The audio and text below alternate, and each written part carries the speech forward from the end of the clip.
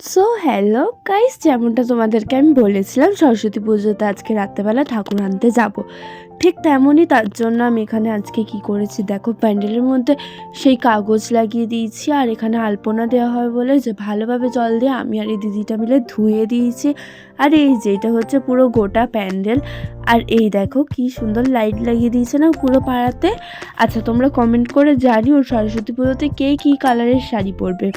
তো কালকে ভিডিও তো আসবে, তোমরা দেখতে থেকো। তো এই দেখো এই দিদিটাকে দিয়ে আমি সব কাজ করাচ্ছিলাম, তাই জন্য এরা হাসছিল বসে বসে। এবার দেখো আমি একটু পরেই নাচা শুরু করে দেবো। তারপরে সন্ধ্যেবেলার দিকে আমরা ঠাকুর আনতে বেরিয়ে গেছিলাম। একে দেখো আমিও নাচছিলাম। এই হচ্ছিল আমাদের আজকের দিনটা সারাক্ষণ। তারপরে আমি প্রতিদিন এসে রেডি হয়ে নিলাম সুন্দর করে চাটাক করে। তারপরে দেখি ওয়েট করছে আমাদের জন্য গাড়ি। তারপরে সবাই এক এক করে উঠে গিয়ে চলে গেলাম যেখানে আমরা ঠাকুর অর্ডার দিয়েছি সেখানে।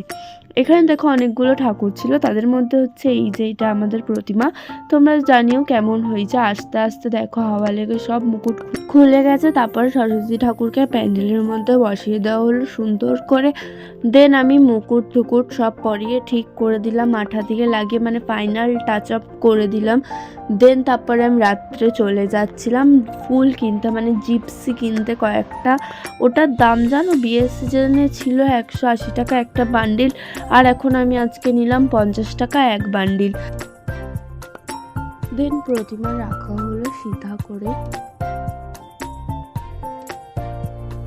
ওই এক বান্ডিল জিপসি নিয়েছিল 50 টাকা, আর একটা ফুল নিয়েছিলাম, কারণ কালকে আমি পরতে চলেছি হোয়াইট কালারের শাড়ি, তোমাদেরকে সবাইকে বলে দিলাম।